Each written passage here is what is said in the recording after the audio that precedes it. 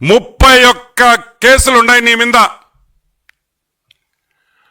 ED కేసులు 7, CBI కేసులు 11.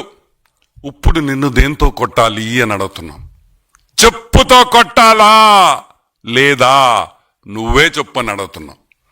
సరే, 3452 3452 టైమ్స్ నువ్వు కోర్టు అడ్జర్న్మెంట్ తీసుకున్నావు, కోర్టులో వాయిదాలు తీసుకున్నావు. దానికి నిన్ను చెప్పుతో కొట్టాలా?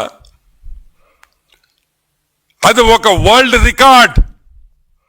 3452 సార్లు కోర్టు కేసుల్లో వాయిదా తెచ్చుకున్న ఏకైక మగాడు హాఫ్ టికెట్.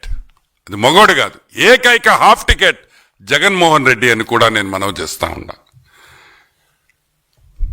సరే, పెద్ద పెద్ద లాయర్లు పెట్టుకున్నాం. Who is who of the legal industry? Harish Salve, Abhishek Sanghvi,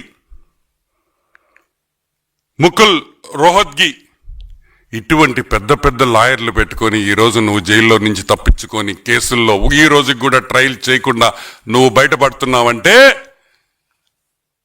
దేనివల్ల అని కూడా నేను మీకు ఎక్స్ప్లెయిన్ చేస్తా.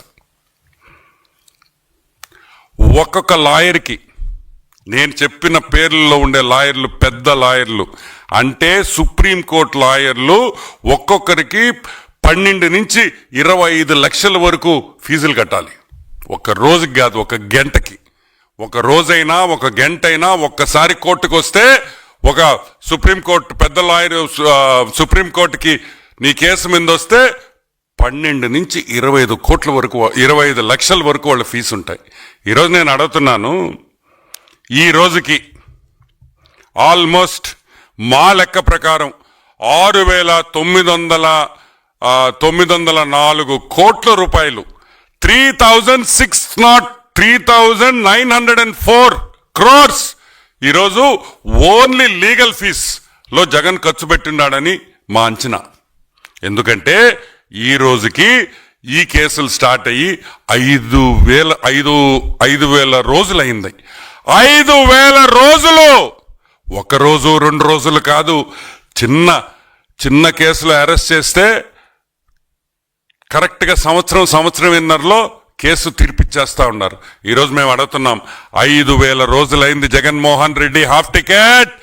ఈ రోజు కూడా నీ మీద వేసిన కేసుల్లో ఈరోజు ఒక్క విచారణ ఒక్క కేసులో కూడా జరగలేదు.